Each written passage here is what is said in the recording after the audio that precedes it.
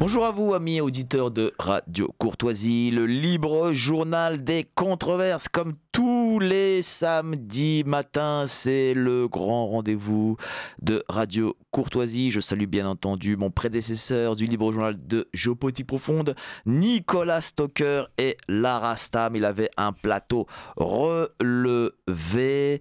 François Martin, géopoliticien, et Idriss Aberkane dans cette matinale.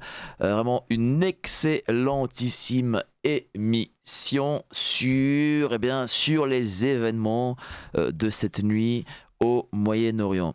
Je salue bien entendu la technique, Virginie, Mimi, Vlam et pas Glam, même si elle est Glam, elle est réalisatrice en chef ici au Libre Journal des Controverses et des Géopolitique Profonde tous les samedis matins. Et malheureusement, pendant un mois, elle ne sera pas là. Je serai triste, mon cœur saignera pendant un mois. Je salue aussi Patrice Standard, l'homme à la plus belle écriture de Radio Courtoisie.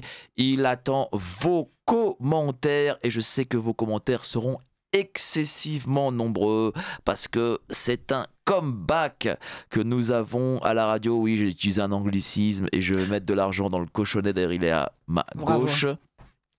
Mais c'est le retour de Marion Sigaud. Ça fait combien de temps qu'on t'a pas vu ici, Marion? Ça fait plus d'un an, je pense. Peut-être même plus qu'un an. Hein. Ah ouais, ça fait plus qu'un an. Ouais, ça fait trop longtemps. Ça fait trop longtemps. Donc Marion Sigaud, historienne, vient pour son dernier livre, Sexe, mensonge. Sexologie et mensonge. Sexologie au singulier et mensonge au pluriel. Aux éditions Réhistoire. J'avais un livre, je voulais le montrer à la caméra, je ne l'ai plus. Voilà. Ah voilà, c'est dommage. Hein. Ah, voilà. Là. Bon, Sexologie et mensonge aux éditions Réhistoire, Book Édition. Voilà. Marion Sigaud, on va parler justement de sexologie, on va parler de l'éducation sexuelle à l'école qu'on veut imposer à nos enfants, et je sais que parmi vous beaucoup sont intéressés parce que voilà, il faut protéger nos enfants. Mais avant ça, parce que tu es aussi spécialiste du Moyen-Orient. C'est-à-dire que j'ai vécu, oui, j'ai vécu quand j'avais 20 ans, je suis allée en Israël. J'ai visité un kibbutz dont je suis tombée éperdument amoureuse. Je fuyais une situation familiale très dur, et j'ai trouvé là-bas un lieu pour renaître, pour me sentir bien, être aimée et être reconnue pour ce que j'étais. Et j'ai vécu les événements dramatiques de la guerre de Kippour. Donc j'ai partagé un certain nombre d'événements avec des gens qui sont devenus mes amis à la vie, à la mort. Et jamais le lien ne s'est seulement distendu entre eux et moi. J'ai appris l'hébreu, que je me suis mise à parler absolument couramment. Et j'ai voulu en savoir plus long, j'ai voulu connaître la réalité palestinienne. Je suis allée apprendre l'arabe et je suis devenue absolument défenseur de la cause palestinienne, sans renier mon amitié, mon amour pour les gens qui m'ont tant donné. Donc j'ai une vision un peu originale, oui, qui m'est tout à fait spécifique. C'est que je veux que ça se règle et que je ne réponds pas aux sirènes des gens qui s'imaginent que ça ne peut se régler que par la violence, quoi. Et justement, qu'est-ce que tu as pensé de ce qui s'est passé cette nuit entre Israël et l'Iran ? Je pense qu'Israël a provoqué ce qui est en train d'arriver, et je ne vois pas comment ils vont s'en sortir. Le rêve israélien de manger tout le monde, il faudrait qu'ils aient une population extensible, ce qu'ils n'ont pas. Ils sont en train d'épuiser leurs forces. Ils épuisent leurs forces militaires, ils épuisent leurs forces civiles également. Tous ces militaires qui vont faire de la répression à Gaza, ce sont des usines qui ne tournent pas, des petites entreprises qui ne tournent pas, des pères qui ne sont pas là. Ce pays est en train de s'épuiser. Et je ne vois pas ce qu'il peut gagner à continuer dans cette voie-là. Alors bon, moi j'ai suffisamment vécu là-bas pour savoir que le discours tenu majoritairement n'est pas celui qui est vécu de l'intérieur. Je veux dire par là que beaucoup d'Israéliens se sentent obligés, quand on leur tend le micro, de dire ce qu'on leur dit de dire. Et quand on les a, comme moi je les ai eus, dans le huis clos de voiture, puisque j'ai beaucoup circulé en prenant beaucoup de gens en autostop, j'ai eu le loisir de me rendre compte que quand on laisse les gens dire vraiment ce qu'ils pensent, ils ne sont pas du tout d'accord avec ce qui se passe. Et ils seraient parfaitement Parfaitement non, mais potentiellement, véritablement susceptible de vivre en bonne intelligence avec des Palestiniens avec qui ils partagent des valeurs essentielles. Parce que nous, la vision que l'on a ici en France, c'est celle des Français juifs qui sont majoritairement, je ne sais pas pourquoi, très à droite, très likoud lorsqu'il s'agit de parler d'Israël, et très socialistes lorsqu'ils sont en France. Ou enfin, si c'était un socialiste qui était à la tête de la Knesset, il serait socialiste. Hein, non, ils sont... Tu crois? Oh oui, j'ai pas l'impression. Si, Hein. Parce que Netanyahou a plus défendent de cote de popularité ici, auprès des Français juifs, que quand c'était Shimon Peres, c'était prédécesseurs. pareil. Non, quand c'était Shimon Peres, c'était pareil. Ils défendaient Shimon Peres. Non, ça ils défendront le Premier ministre, quel qu'il soit. Ça, alors là, je l'ai vu jouer tout le temps. Mais c'est pas ce que disent les Juifs en France qui m'intéresse. Moi, ce qui Oui, m'intéresse, c'est pas ça que je veux dire. C'est-à-dire que parce que des Juifs en France, on les voit avec à chaque fois leur drapeau israélien sur eux, dire ce qu'ils ont à dire, faire de la pression sur l'antisémitisme, machin, que nous, on a l'impression ici qu'en fait, majoritairement, les gens là-bas, eh ben, ils sont sur cette même logique-là. C'est ce qu'ils diront. C'est ce qu'ils diront, c'est pas forcément ce qu'ils penseront. C'est ça que je voulais dire, enfin c'est ça dont j'ai témoigné déjà un certain nombre de fois. Alors je vais raconter une anecdote que j'ai déjà racontée, mais si vous me permettez, hein, tout le monde l'a pas entendue, donc je vais recommencer. J'étais un jour, c'était après la première intifada, j'arrive pas à situer exactement, c'est fin des années 90, courant des années 90. J'étais dans un taxi un jour où il y avait eu un attentat à Jérusalem, il y avait un gars un Palestinien qui avait poignardé un passant. Et je passe avec le taxi qui se met à gueuler en disant ah, c'est palestinien, c'est arabe. Alors c'est jamais palestinien, c'est arabe. Hein, si on m'écoutait, on foutrait tout le monde là dehors. Il tenait le discours comme il fallait, quoi. Et puis il devait m'emmener quelque part dans Jérusalem, un peu en dehors des faubourgs. Et je sais pas ce qu'il m'a pris, je me suis mise à l'engueuler. J'ai dit qu'est-ce que tu racontes, toi? J'ai dit t'as pas un peu un accent séfarade, toi? T'es né au Maroc, là? Ben, il me dit oui, quand même. Quand on a l'habitude et qu'on parle hébreu, on reconnaît les accents. Hein. Je dis, c'est pas un peu comme ça qu'on t'a traité quand t'es arrivé, quand t'étais petit, là? Tu te souviens un peu les Mahabarot, les camps de transit, là où on mettait les juifs arabes, là? Alors le gars, il disait rien, et puis je me mets à l'engueuler, je dis pourquoi tu les traites comme ça les Arabes? Parce que toi, il y a un gars qui a poignardé, mais tu sais combien il y a eu de maisons détruites la semaine dernière, tu sais, enfin, c'était le bouclage, enfin, je veux dire, il était parfaitement en mesure de savoir que pour un coup de couteau d'un côté, il y avait des bulldozers qui passaient de l'autre et des expropriations, enfin, il était en mesure d'être au courant. Mais je l'ai engueulé comme du poisson pourri, je l'ai attrapé, puis je l'ai secoué, enfin, verbalement, je veux dire, et... je lui ai dit, de toute façon, moi j'en ai marre de vos histoires. Moi je suis française, je rentre en France. Chez nous, on est citoyen. Il n'y a pas marqué la nationalité sur la carte d'identité. La nationalité, c'est la même pour tous les citoyens. Ici, sur la carte d'identité, il y a citoyen arabe ou citoyen juif. Ça fait toute la différence. Bon. Puis on arrive à destination, puis le gars, il ne bouge pas. Ben, je lui dis, on est arrivé. Il me dit, ouais. Puis il regardait droit devant lui. Je lui dis, oh, je te dois quelque chose. Il se retourne, il pleurait. Il me prend la main, il me dit, reste. Quitte pas Israël, reste avec nous. J'ai dit, pourquoi tu me dis ça? Il me dit, parce que c'est beau ce que tu dis. J'ai dit, mais t'as qu'à le dire toi. Il me dit, mais moi, je peux pas. Pourquoi il peut pas? Parce qu'on ne voudra pas l'entendre. On voudra pas l'entendre. J'ai dit, mais c'est ce que tu penses. Et il pleurait, le gars. Ça veut dire que quand on gratte un peu, je l'ai vérifié plein de fois. Plein de fois. Des gens, quelquefois, qui prennent le téléphone pour appeler une émission de radio qui donne la parole aux auditeurs, qui commencent à dire quelque chose d'un petit peu contre la doxa, immédiatement on les recadre. On leur fait dire le contraire. La parole est libre en théorie, mais il y a un discours qui est intériorisé par peur de se faire mal voir. Mais c'est pas ce que les gens pensent vraiment. Parce que si c'était ce que ce type-là avait pensé vraiment, il n'aurait pas pleuré, il m'aurait pas dit reste avec nous. C'est-à-dire quoi? C'est-à-dire qu'il est possible que ces deux peuples vivent sur la même terre. Mais comment ils faisaient avant? Comment ils faisaient avant? Ils ont toujours vécu ensemble. Qu'est-ce que c'est que cette histoire? Bien sûr que c'est possible. Bien sûr que c'est possible. Comment ils faisaient avant? Est-ce que c'est possible, du coup, que, par exemple, deux peuples différents, comme c'est le cas aujourd'hui en France, vivent ensemble? Mais c'est pas une question de peuples différents. C'est est-ce qu'on est déterminé à vivre dans le respect de l'autre? Parce que c'est ça le problème. Est-ce que vous êtes déterminé à vivre dans le respect de l'autre? C'est-à-dire que l'autre, c'est pas celui à qui on peut piquer la terre, c'est pas celui à qui on peut passer un bulldozer sur sa maison. Est-ce que vous êtes déterminé? Celui qui dit oui, pourquoi il n'y arriverait pas? Pourquoi il n'y arriverait pas? Comment c'était avant?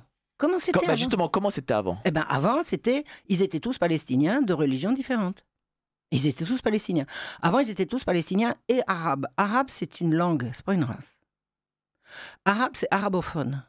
Donc, la Palestine était arabe dans ce sens que tout le monde parlait arabe dans la rue. Et les Israéliens, les Juifs comme les autres.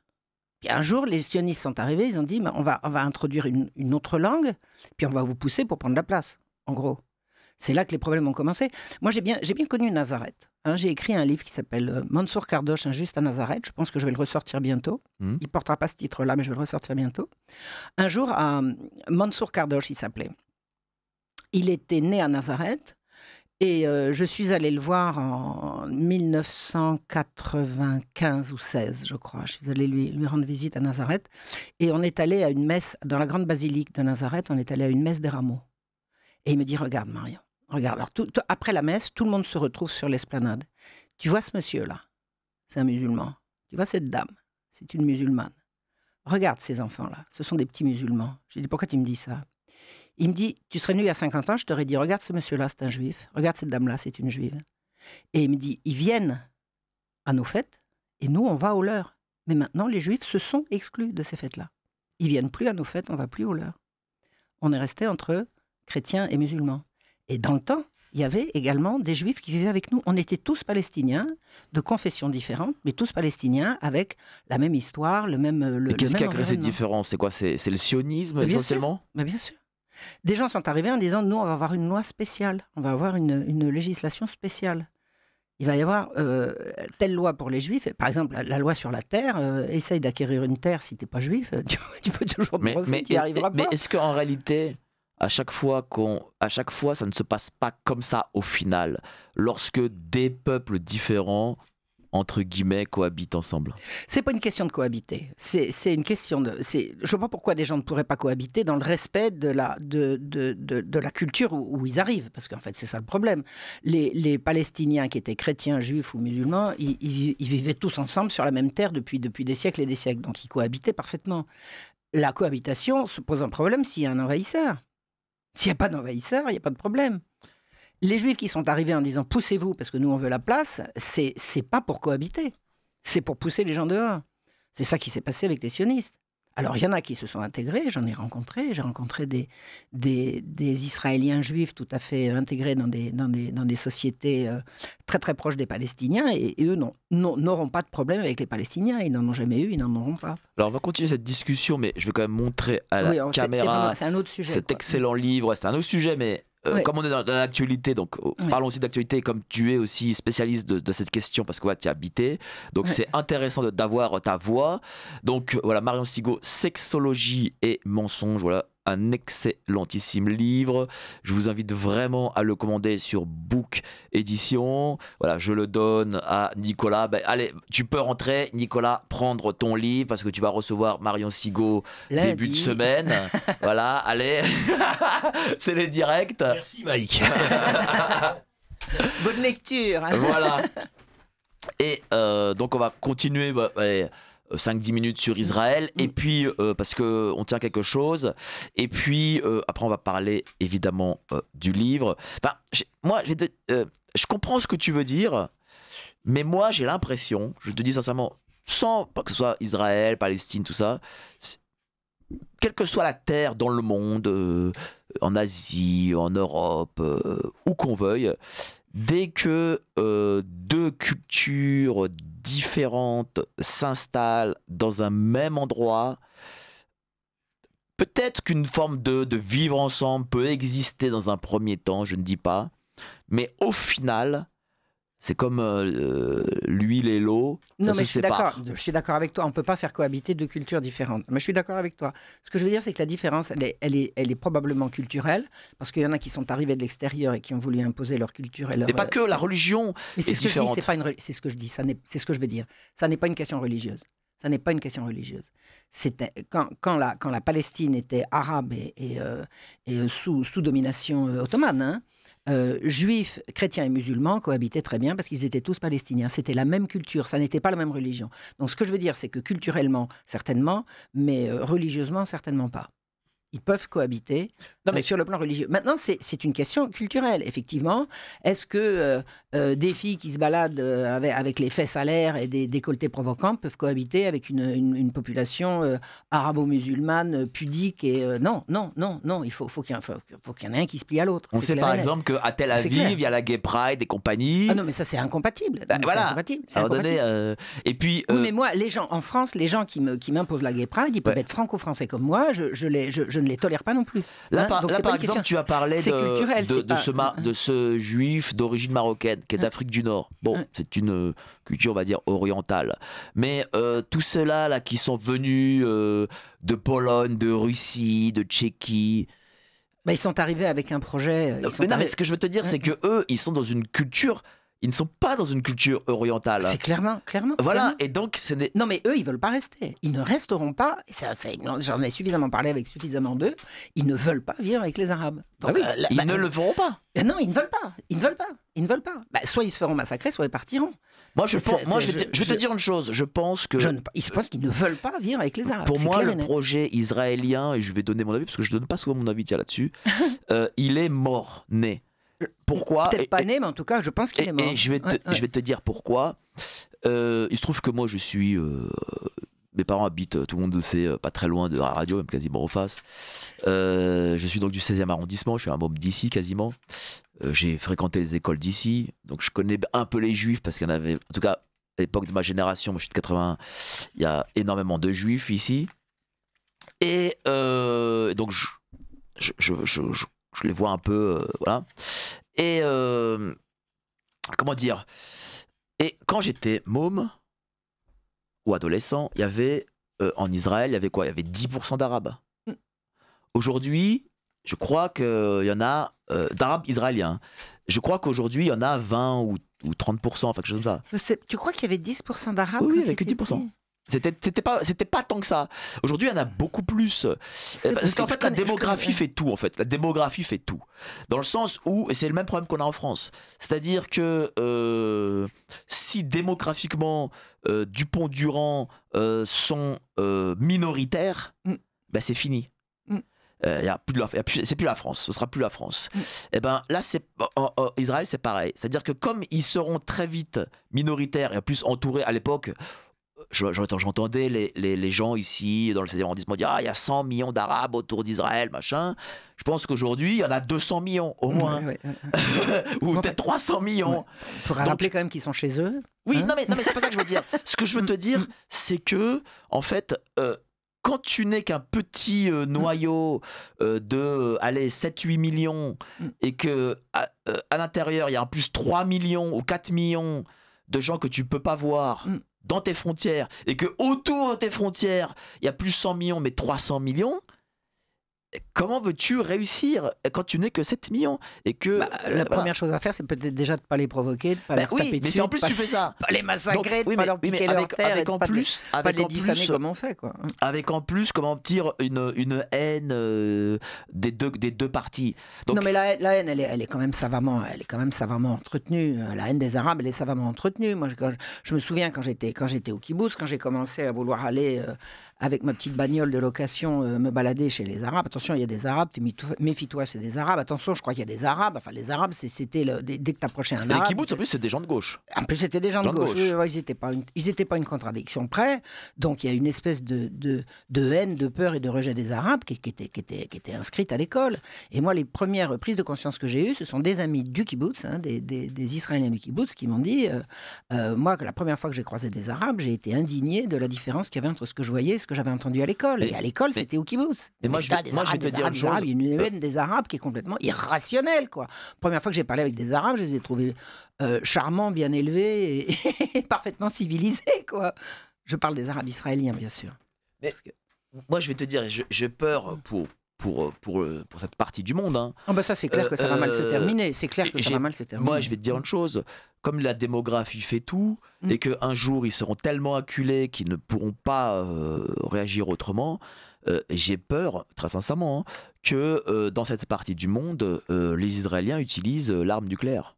Ils finissent par le faire. Mais ils la prendront sur la figure. Ils Peut-être, l'apprendront mais, sur la mais ça sera que tragique. Mais de toute façon, c'est ce qu'on ça ne peut appelle que mal le finir. Hein. syndrome de Matsuda. C'est plutôt mourir tous ensemble que de C'est ça. céder. C'est dramatique. Je pense que c'est ce qui Moi, va j'ai se des passer. amis israéliens qui m'avaient alerté là-dessus quand j'étais jeunette. Ils m'ont dit le jusqu'au boutisme israélien mène à notre autodestruction. Et c'est ce que me disaient mes amis en me disant nous, c'est pas ça qu'on veut, on préfère la vie. Mais cette espèce d'obsession de on cédera pas, on préférera tous sauter, c'est mortifère et ça pousse pas à l'optimisme. Voilà. Alors, commentaires. Alors, les commentaires, et après on va aller sur le livre, parce que tu es venu avant tout pour le livre. J'aime ces personnes idéalistes qui veulent que les populations vivent dans le respect des religions, etc. Donc on va nous sortir ponctuellement un exemple momentané. Pas besoin du sionisme pour se séparer. On peut voir l'expansion et le bonheur des catholiques et juifs dans tous les pays musulmans. Qu'est-ce que tu en penses? Rien. Ou ça, un exemple, un truc précis. En France. Non. C'est quoi la question? Ben, en gros, est-ce que tu trouves bien... Enfin, non, est-ce que l'exemple précis, par exemple, en pays musulman, j'imagine qu'il va parler d'Arabie Saoudite, tout ça. Je ne suis pas allé en Arabie Saoudite, donc je ne vais pas parler de ce que je ne connais pas. Je ne vais pas parler de ce que je ne connais pas. Moi, je connais Jérusalem, je connais Ramallah, je connais Nazareth, je connais Gaza. Je peux parler de ce que je connais, je ne peux pas parler de ce que je ne connais pas. Bon. Voilà. Donc, parlons de ton livre. Je pense que c'est mieux. On parlait d'actualité.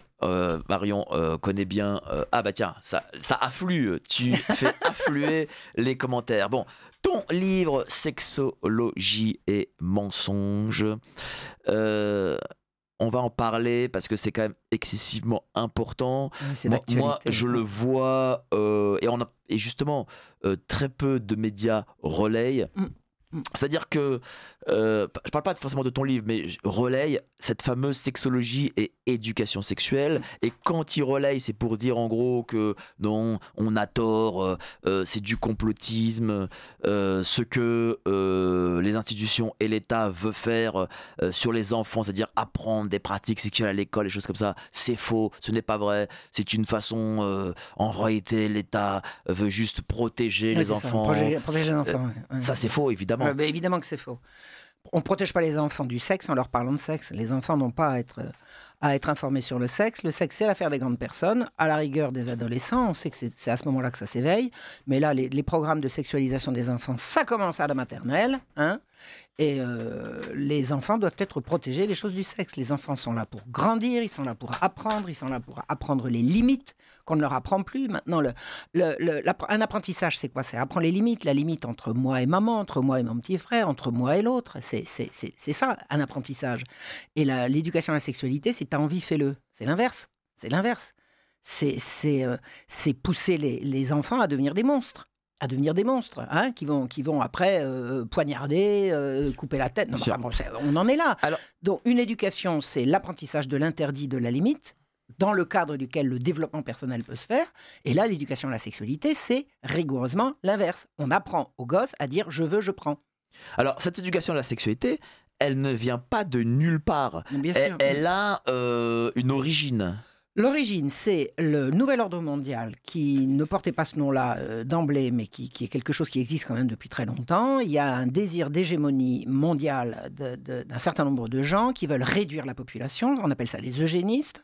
Les eugénistes ont eu, dans les années 1920, en Amérique, une porte-parole qui s'appelait Margaret Sanger, qui a inventé un truc qui est devenu le planning familial, qui s'appelait le Planned Parenthood, qui a dit... il faut découpler la sexualité de la reproduction. Comme les gens sont très portés sur le sexe, on ne les en découragera pas, on les poussera à des activités sexuelles non fécondantes. Hein, ça veut dire quoi? C'est l'homosexualité, c'est la masturbation, c'est toutes les pratiques qui vont se faire grâce à la pilule et à tous les contraceptifs possibles. On va promouvoir l'avortement en grand, et pour faire des bébés, il faudra un permis. C'est le programme eugéniste du planning familial d'origine. Et ce programme est arrivé en France dans les années 60, 70. Et il s'applique maintenant. Et il a été révélé en 1969 aux États-Unis par un directeur du planning familial qui, un jour, il était directeur d'un service de pédiatrie, je crois, dans un grand dans un grand hôpital américain, un hôpital ou une université, enfin une faculté de médecine.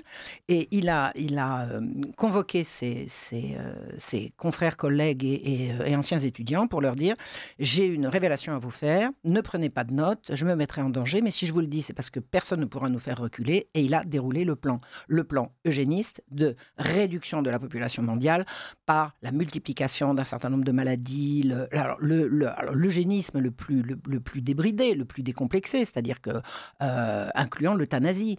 On piquera les vieux, on piquera les malades, on va développer des maladies qu'on sait très bien soigner et qu'on ne soignera pas.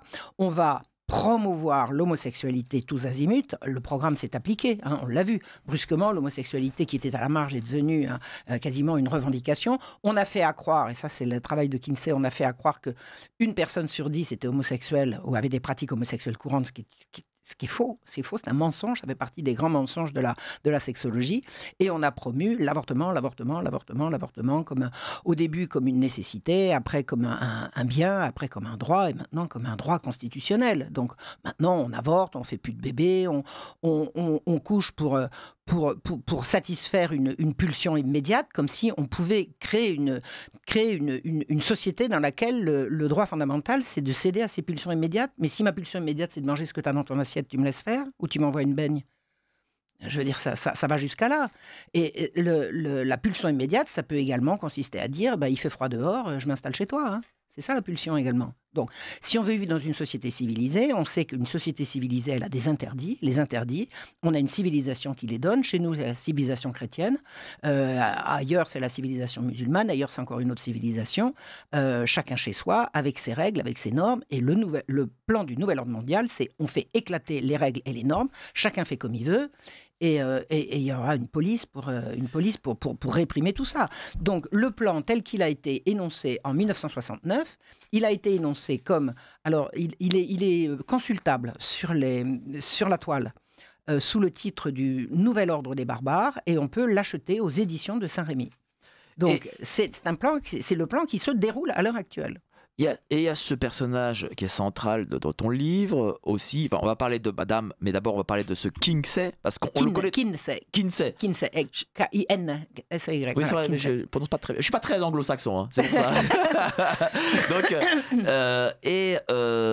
qui est pas très connu, mais qui pourtant a une influence considérable. Il y a il y a quelques années. Il y a eu le centenaire de sa naissance qui a donné lieu à l'inauguration d'une très belle statue, de très belle facture sur le campus de l'université qui a hérité de tout son institut. Et vous avez la sculptrice qui a fait vraiment une belle pièce, très très belle pièce. Elle en avait des grelots dans la voix, elle était tellement honorée, ce Kinsey a fait tellement de bien pour le monde. Vous écoutez alors Judith Reisman qui est à présent décédée, qui, elle, s'est penchée sur les données de Kinsey, c'est mensonge et compagnie, mensonge, brutalité. Kinsey passe pour avoir été un grand démocrate, c'était un autocrate absolument sadique et pervers. Tout son entourage avait couché avec lui, c'était quasiment le passage obligé. Alors des hommes, bien évidemment, les femmes ne l'intéressaient pas, à part la sienne, parce qu'elle lui a donné des enfants. Mais enfin, il l'a fait participer à des orgies absolument insensées, dans des pièces ultra insonorisées, pour qu'on n'entende pas les hurlements avec les coudes, les fouets, les chaînes et tout. Non, mais c'est un ce qui est fou, c'est que ce gars-là, en gros, c'est un sexologue, ce qu'il appelle sexologue. Il était homosexuel et un peu honteux, un homosexuel honteux. Oui, enfin, il avait moins honte après. Mais en tout cas, il était au début. Ouais. Et d'ailleurs, il se mettait des tuyaux dans son urètre. C'était un grand masochiste. Il jouissait de la souffrance. Alors, prenez un gars comme ça comme modèle. Il est mort de s'être arraché les trucs. C'est-à-dire, il est mort à force de se les être arrachés. Il a développé une orchide qui ne pouvait plus être soignée. C'est-à-dire qu'il s'accrochait des cordes autour de ce que je vous avais compris. Il sautait. Enfin, c'était un grand maso. Un grand maso. Et c'est lui le père de ces sexologues, en gros. Voilà. Et c'est ça qu'on écoute pour savoir ce que c'est qu'une sexualité saine.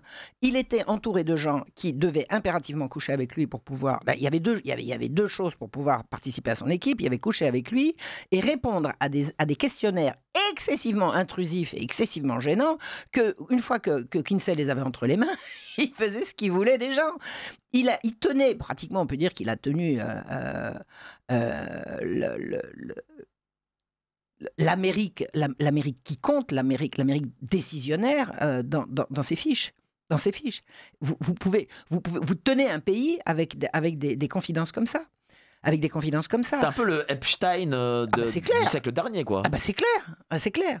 Alors, il a inventé que le sexe, c'est pas ce que vous croyez. Il a bidonné, il a prétendument interrogé des milliers de gens en leur posant des questions extrêmement indiscrètes sur comment ils font, combien, devant, derrière et sur les côtés. Et les questionnaires ont été bidonnés. Qu'est-ce qu'ils voulaient sortir de ces questionnaires? C'est, vous croyez que la morale est juste? La morale, il faut la remplacer par la science. Alors, ils ont remplacé la morale non pas par la science, mais par la fraude. On a remplacé la morale par l'immoralité, la moralité et la luxure. C'est comme ça qu'on disait dans le temps. On disait la luxure. C'est quoi la luxure? La luxure, c'est la recherche du plaisir pour le plaisir. Alors pourquoi? On va pas dire que le plaisir, c'est pas bien. S'il n'y avait pas de plaisir, il n'y aurait pas de vie. Donc, vive le plaisir, mais le plaisir sans cadre. Si on veut vivre en société, le plaisir sans cadre. Et lui, il a fait sauter le cadre. Il a dit, ce que je veux, c'est ce à quoi j'ai droit. Et ce que je veux, si j'ai envie de dominer, si j'ai envie de fouetter, si j'ai envie donc de le faire... plaisir, ça fait pas vivre longtemps non plus. Hein. Ça fait pas vivre longtemps non plus. Non, mais on peut en crever. C'est clair et c'est net. comme Kinsey lui-même. Il en est mort. Il en est mort. Et alors, on va parler de Judith Reisman. C'est une dame qu'un drame familial. On va en parler, mais avant ça, t'inquiète pas, il nous reste encore 55 minutes. Mais avant ça, pourquoi ce personnage est important et central? Parce que c'est lui qui sert de référence. C'est lui la référence.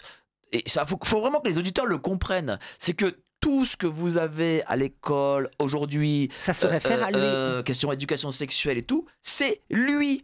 Planning familial, tout ça, même si planning familial c'est une autre dame, mais elle se réfère aussi à lui. Elle se réfère à lui. Tout le monde se réfère à lui. Tout le monde se réfère à lui. Et les mensonges de Kinsey, il y a deux mensonges essentiels de Kinsey. Il y a le mensonge, il y en a plein, tout est mensonger dans ce qu'il raconte, mais il y en a deux qui sont essentiels pour comprendre le monde dans lequel nous vivons. Il y a le mensonge des 10%. Le mensonge des 10%, c'est quoi? Kinsey a prétendu que l'homosexualité est la norme, la bisexualité est la norme. C'est-à-dire que dans une échelle qu'il a inventée et qu'il a remplie lui-même, il a dit à ma gauche exclusivement hétérosexuel et à ma droite exclusivement homosexuel. Et entre les deux, par gradation successive, il y a de temps en temps homosexuel, un petit peu plus souvent homosexuel, de plus en plus souvent homosexuel. C'est-à-dire que vous avez à gauche exclusivement hétérosexuel et à partir de là, bisexuel. C'est-à-dire qu'il raconte qu'une majorité écrasante de la population a une vie bisexuelle. C'est-à-dire qu'il met l'hétérosexualité exclusive, c'est-à-dire les hommes attirés par les femmes et les femmes attirées par les hommes, comme une minorité. Une minorité qui fait à peine 2 à 3%. Et il présente l'Amérique comme pratiquant la sodomie tous azimuts. C'est un mensonge éhonté. Il y a des gens qui ont vraiment travaillé là-dessus, et pas que Judith Reisman. Vous avez un gars comme Edward Eichel qui est encore vivant, qui a fait des études de sexologie et qui a voulu véritablement trouver la vérité. Il y a plein de gens qui ont travaillé là-dessus. C'est un mensonge. C'est le mensonge des 10%. Ça veut dire que c'est à cause de ce type-là qu'aujourd'hui, on a en France mariage pour tous, les non-binaires, les transgenres, transitions, Emmanuel Macron aussi peut-être parce que lui, c'est vraiment l'apôtre de la transition et tout ça. On peut dire que c'est à cause de Tom. Mais bien sûr, c'est en référence à lui. C'est en référence à lui. Donc ça, c'est le mensonge énorme de Kinsey. Le deuxième mensonge, et qui n'est pas moins grave et qui l'est encore plus, mais enfin ça revient au même, c'est le mensonge sur les enfants sont sexuels dès la naissance.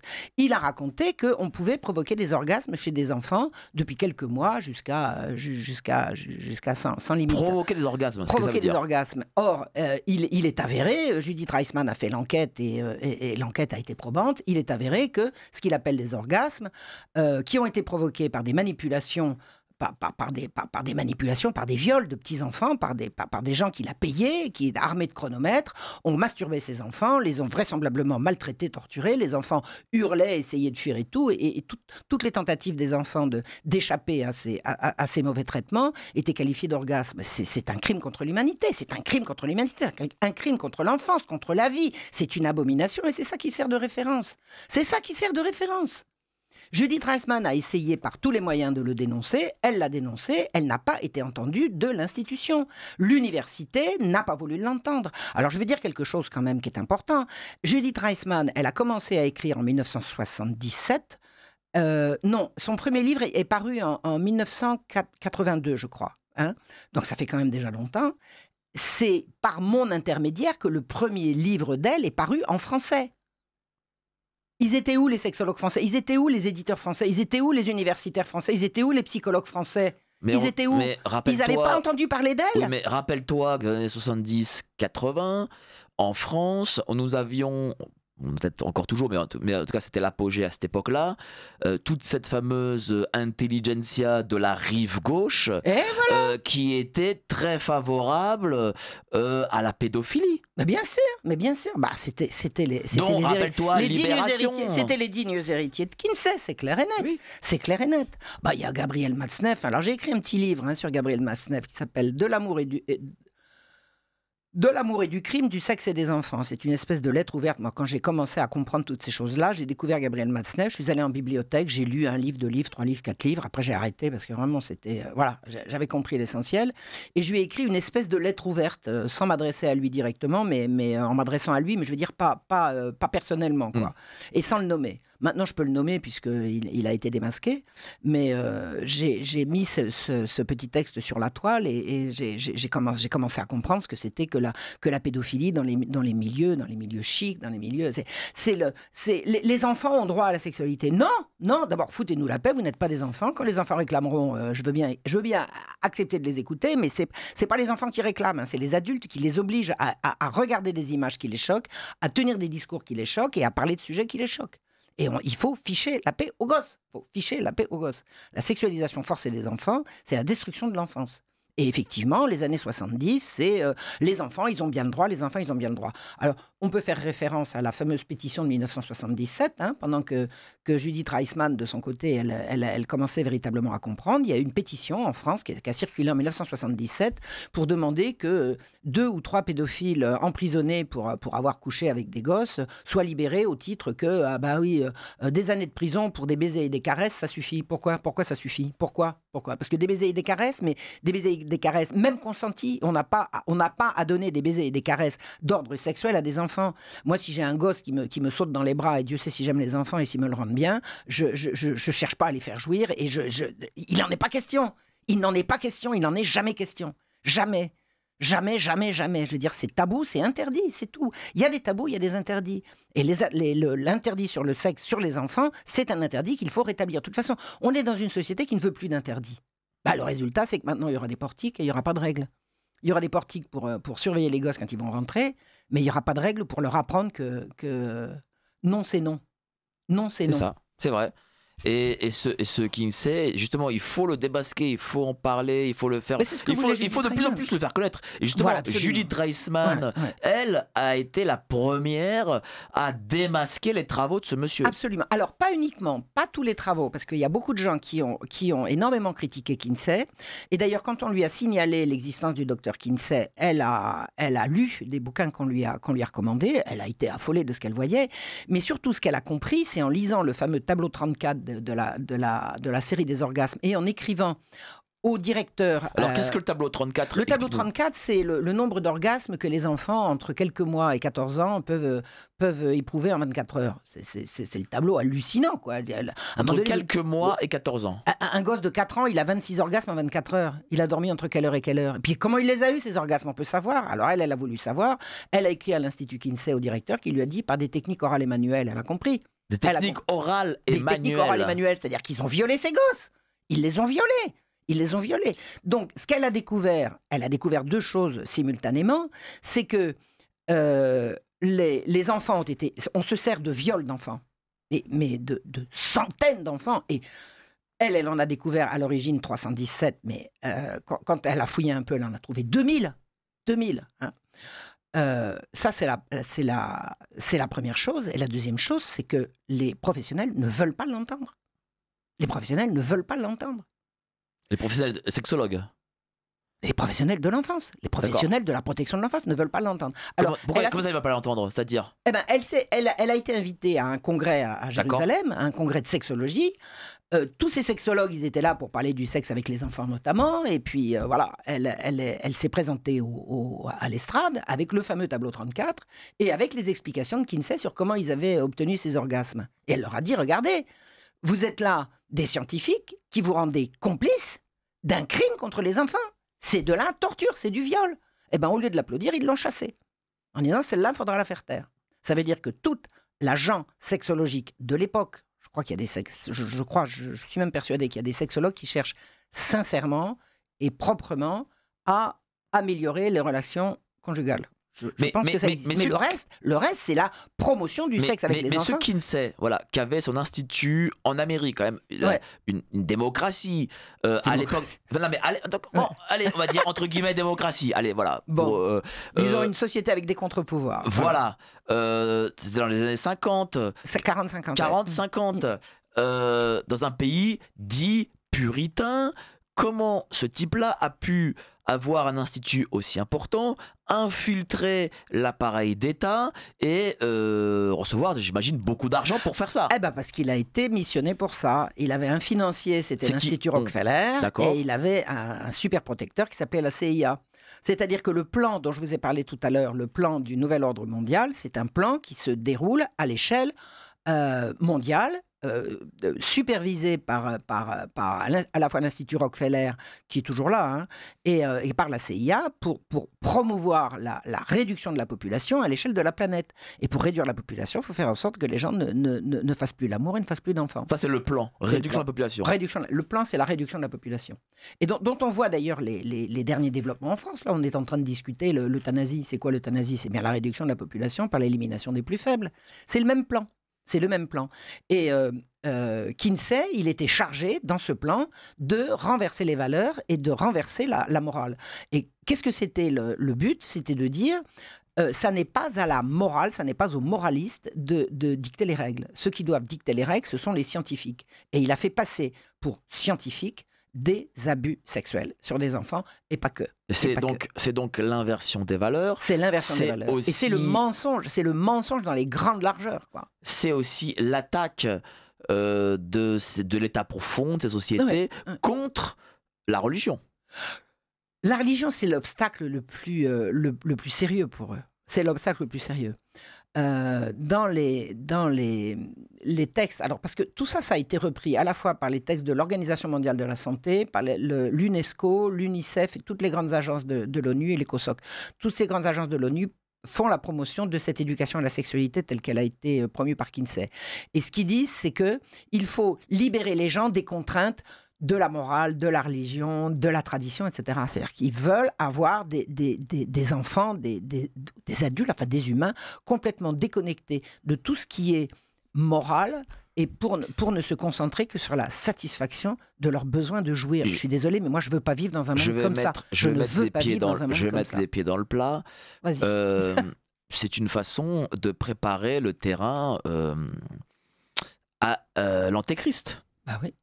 Ouais, c'est diabolique. C'est ça? C'est diabolique. C'est diabolique. Mais ça, je lui dis, elle l'avait bien compris. Julie Treisman, que j'ai fini par connaître, hein, je l'ai rencontrée, je l'ai fait mieux que la rencontrer. Hein, je l'ai fait venir, je l'ai fait traduire. Enfin bon, mais comment cette femme-là a vu ce plan? Comment elle a pu... un jour, elle a dit, c'est le diable. Alors j'ai dit, c'est quoi le diable? Elle me dit, c'est cette volonté de détruire, cette volonté active en marche. C'est une volonté active en marche qui se donne les moyens de détruire la création. C'est-à-dire que tout ce qui était immuable... Elle a très bien compris, c'est le diable, c'est ce qu'on appelle le diable.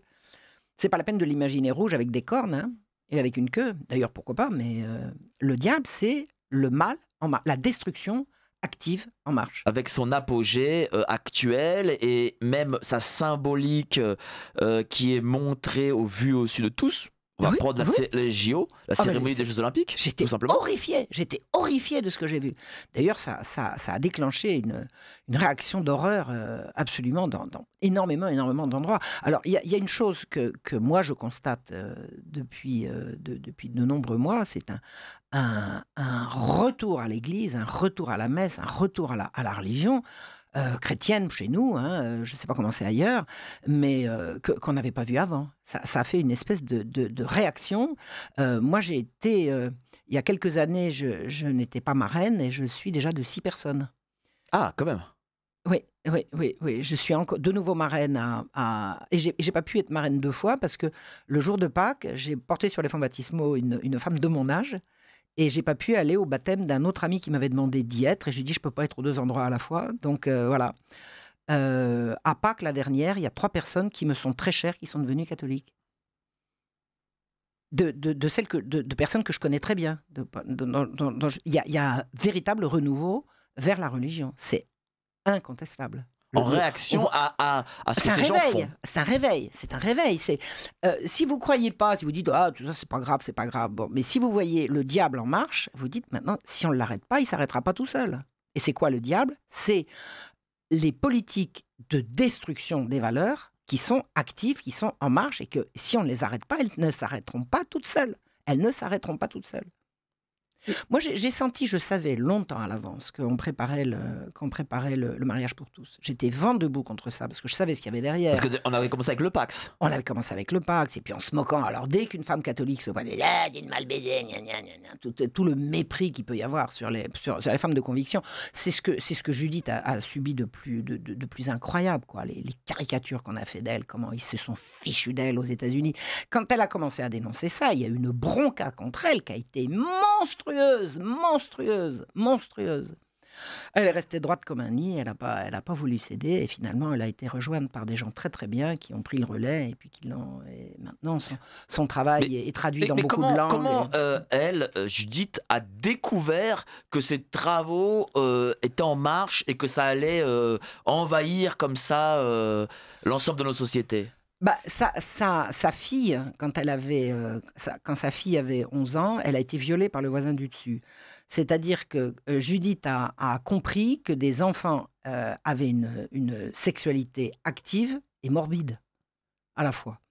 Et elle tombait des nues et en se renseignant, elle s'est rendue compte que on essayait de la convaincre que c'était normal. Elle a dit non, c'est pas normal. Et C'est qui on a essayé de la convaincre?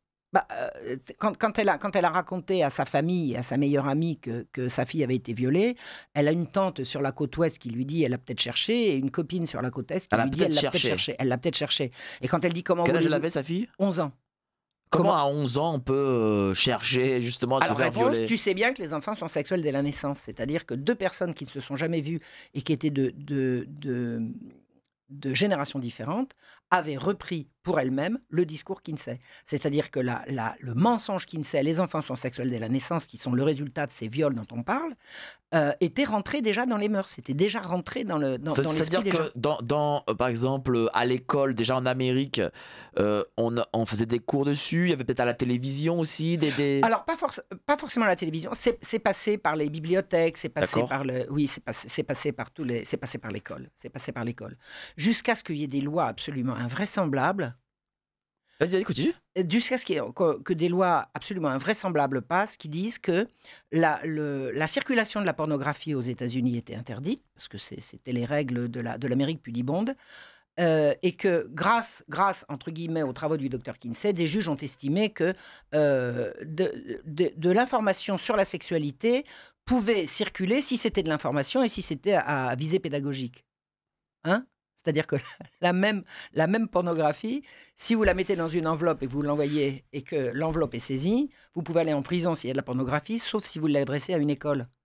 Vous suivez? Tu suis là Donc le ils truc? ont ouvert une boîte de Pandore. Ils ont ouvert une boîte de Pandore et la sexualité est rentrée dans la tête des gosses par l'intermédiaire des écoles, au titre de la pédagogie, au titre de les enfants sont sexuels dès la naissance et il faut leur donner une éducation. Parce que le corollaire des enfants sont sexuels dès la naissance, puisque ils ont une sexualité, il faut les y encourager, il faut les y éduquer. Et ça, l'éducation à la sexualité à l'école, c'est du Kinsey, du Kinsey et du Kinsey. Et Alors- encore du Kinsey. Et ça, c'est à l'ONU, c'est à l'OMS, c'est à l'ONU, c'est dans tous les programmes d'éducation à la On sexualité. va continuer, on va en reparler, on va continuer sur la seconde partie d'émission, mais avant ça, le Bobino. Nous n'avons pas d'annonceurs, ce sont vous les patrons, vous êtes nos patrons à Radio Courtoisie, même nos propriétaires, si je puis dire. Nous ne voulons pas de publicité et d'annonceurs privés, les Danone, les Renault, les Peugeot, que sais-je, parce que c'est eux après qui choisissent les invités des émissions. Mais c'est comme ça, qu'est-ce que vous croyez? C'est ça le capitalisme. Le capitalisme cherche justement à seulement des nouveaux marchés, et comme il cherche des nouveaux marchés, il cherche à satisfaire tout le monde et donc à avoir des discours creux, ce que nous ne voulons pas. C'est pour ça que vous êtes les propriétaires, c'est pour ça qu'il faut nous aider, et c'est grâce à vous qu'on peut inviter par exemple des Marion Sigaud qui nous parlent justement de ce plan mondial qu'ils veulent contre nos enfants. Et là, c'est très important d'en parler parce que l'école, je vois quand même que de moins en moins de parents qui sont aujourd'hui de ma génération regardent ce que font leurs enfants à l'école. Ils regardent de moins en moins les devoirs de leurs enfants. Est-ce qu'ils en ont encore des devoirs, les enfants? Enfin, je sais pas, c'est une question que je pose. On leur apprend pas rien, ils savent plus lire. Mais en tout cas, les parents d'aujourd'hui mettent de moins en moins le nez dans ce que font leurs enfants à l'école. Et ça permet, et c'est une brèche du coup, ça permet à ces mondialistes d'imposer cette éducation sexuelle, d'imposer toutes ces choses aux enfants et qui imprègnent leur cerveau. Et on voit cette nouvelle génération, en ce moment, n'est pas très bien. Non, mais attendez, ils savent plus lire, ils savent plus écrire. J'ai une dame que j'ai rencontrée récemment qui m'a dit qu'elle a retrouvé des livres, des anciens livres du Club des 5 de Ned Blyton, qui étaient les livres que je lisais de la Bibliothèque Rose, que je lisais moi quand j'étais petite, avec les versions actuelles. Ils ont réduit de 2/3 le vocabulaire. Il n'y a plus un seul passé simple. Tous les mots compliqués ont été remplacés par des mots simples, c'est-à-dire qu'on apprend les enfants à être de plus en plus incultes et de plus en plus abrutis. Si en plus on les gaffe de sexe, on est en train de préparer quoi? Des générations d'incultes absolument incapables de se défendre, de savoir de connaître le monde qui les entoure et d'avoir une chance de s'en sortir. C'est complètement effrayant. C'est effrayant. Très belle émission, comme toujours. Merci Mike et bravo à votre invité.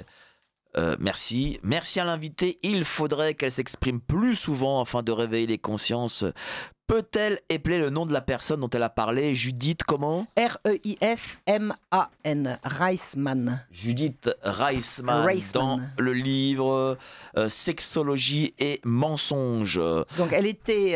Reisman, c'était le nom de son époux, dont elle a finalement divorcé, mais elle en a conservé le nom. Son nom de jeune fille, c'était Gelernter, et son grand-père est parti de Varsovie à la fin du 19e siècle. C'était donc une famille de juifs polonais. Voilà. D'accord. Mais alors, elle était elle-même, elle est décédée le 9 avril 2021. Elle était elle-même native américaine, son père natif américain et sa mère native américaine. C'est-à-dire que ce sont des gens qui n'ont pas connu le nazisme. Ils étaient en Amérique pendant la guerre. Certes, la promotion des conceptions, enfin c'est un commentaire, des conceptions de Kinsey par l'ONU est diabolique, mais à plus court terme, la pornocratie n'est-elle pas tout simplement un excellent moyen de soumettre les populations? C'est la même chose. Il me semble que Gramsci a écrit dans ce sens. Merci pour votre émission et ravi d'entendre Marion Sigaud cordialement. Bien sûr, la pornographie, c'est ça. Le résultat, c'est la pornographie. Je ne sais pas qui me disait hier, les gens font plus l'amour, ils regardent du porno et ils s'arrangent tout seuls. Voilà, c'est le résultat. Est-ce que l'amour, c'est pas la plus belle chose qu'on puisse faire? Non, non. Maintenant, il y a mieux. La satisfaction immédiate à partir d'artifices, de papier glacé ou de trucs en ligne, quoi. Et la pornographie, elle était au début excitante. Maintenant, elle est horrifiante. Et elle provoque la même chose, c'est-à-dire l'excitation qui doit mener à la satisfaction de l'excitation. C'est-à-dire que c'est devenu une sexualité de mort, de violence et de merde. C'est ça maintenant. C'est ça. Et il y a eu un reportage il y a quelque temps d'anciennes actrices de porno qui disaient on ne veut plus faire ce métier. Parce que maintenant, il faut prendre des coups, il faut prendre des coups de fouet. C'est bon là. C'est non. Et c'est la glissade. Et maintenant, c'est ça. Avant la pornographie, il fallait payer pour en avoir. Maintenant, il faut payer pour plus en avoir.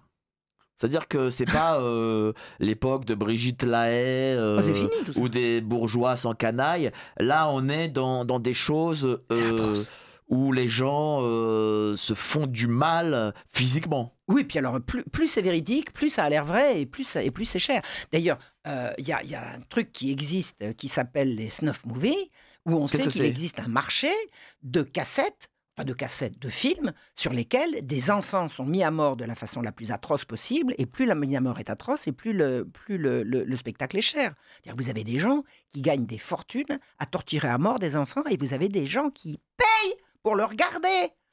Et c'est ça qui dirige le monde, faut quand même le savoir. Et si on rendait le sexe à l'amour et l'amour au sexe, ça serait pas mal, non? Hein? Faire l'amour.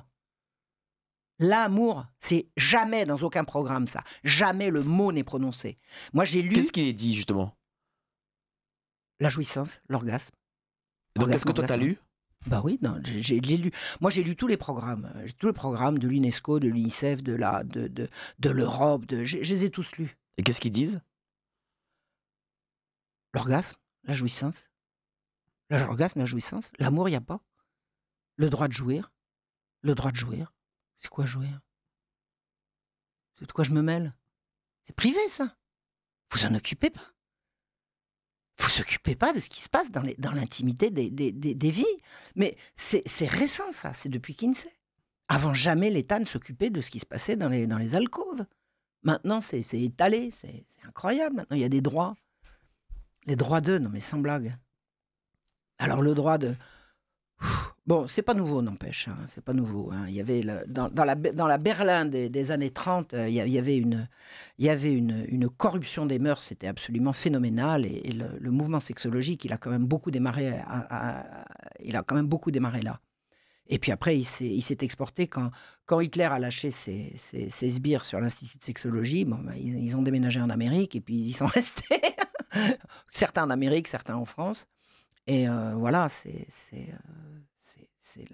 la corruption. On a remplacé l'amour par la recherche de la jouissance immédiate. Et c'est la barbarie. Ça s'appelle la barbarie. Avec en plus une envie de légaliser la pédophilie. Mais c'est clair, ils veulent tout légaliser. Ils veulent légaliser. Mais bien sûr, mais bien sûr. De toute façon, quand la pédophilie sera légalisée, il n'y aura plus d'enfance, ça sera fini. Est-ce Ça qu'on sera arrive fini. vers ça? Parce que j'ai Bah, l'impression c'est ce quand même qu'ils qu'ils veulent. ont fait J'ai l'impression qu'il y a ce lobby pédophile qui quand même a gagné du terrain. Et... Ah ben ça, pour gagner du terrain, ils ont gagné du terrain. Moi, ce que je crois quand même, parce que je suis le sujet depuis plus de 30 ans, je vois la différence entre aujourd'hui et hier. Quand j'ai commencé à parler de ça, on m'a traité de dingue. J'ai des amis qui se sont fâchés avec moi, qui sont partis de chez moi en claquant la porte, en disant qu'il y en avait marre d'entendre des conneries comme ça. J'étais un jour à Paris à prendre un café avec un type, il est parti comme une fusée, j'en avais marre d'entendre des conneries. Si c'était des conneries, il y avait qu'à dire, Marion, tu dis des conneries, pas, sans se fâcher. C'est-à-dire que je touchais vraiment à un sujet sensible. Donc, pendant longtemps, il était impossible de parler de ça. Quand j'ai commencé à en parler avec des références, avec des trucs, je voyais que les gens étaient excessivement mal à l'aise, mais la plupart du temps, ils ne me croyaient pas. Maintenant, tout le monde me croit. Maintenant, c'est au vu, au sud de tout le monde. Donc la différence entre hier et aujourd'hui, c'est quoi? C'est qu'avant, quand on dénonçait, on se faisait taper sur le bec, pan sur le bec, tais-toi, tais-toi, tais-toi. Maintenant, tout le monde voit que c'est vrai. On voit que c'est vrai parce qu'on le voit à l'école et puis parce que la monstruosité des politiques, des services sociaux vis-à-vis des familles, ça commence vraiment, vraiment à se voir. Ça commence vraiment à se Oui, voir. mais on voit que c'est vrai, certes. Mais si justement on ouvre les yeux, on voit que c'est vrai, je ne vois pas de mouvement qui essaye d'arrêter cet état On de fait. verra, on verra, on verra, on verra, on verra. Il va y avoir un instant T où ça va basculer. Parce que pour l'instant, la défense des gens par rapport à cette vérité, c'est pas vrai. Quand ils verront que c'est vrai, il y aura du sang sur les murs. Et à mon avis, on commence à voir que c'est vrai. Derrière ça, il y a une politique, et c'est une politique que j'ai bien étudiée dans mon livre La Marche rouge, une politique d'ancien régime qui consistait, pour les notables, à séparer les pauvres de leurs enfants. Au titre que la gueuserie, ça se perpétue de père en fils. Et il y a dans les services sociaux français la même chose. Si vous avez une mère en difficulté, les services sociaux se précipitent pour enlever les enfants à la mère en difficulté, au lieu d'aider la mère à être moins en difficulté. Parce que ça, alors là, j'en ai des dizaines des témoignages de ça, y compris dans mon village, y compris dans mon environnement très très proche. Hein. Vous avez une mère qui a du mal avec ses gosses, hop, on les lui enlève. Et les enfants, on les retrouve où? On les retrouve sur le trottoir, on les retrouve dans des réseaux. Non mais attendez, c'est absolument invraisemblable.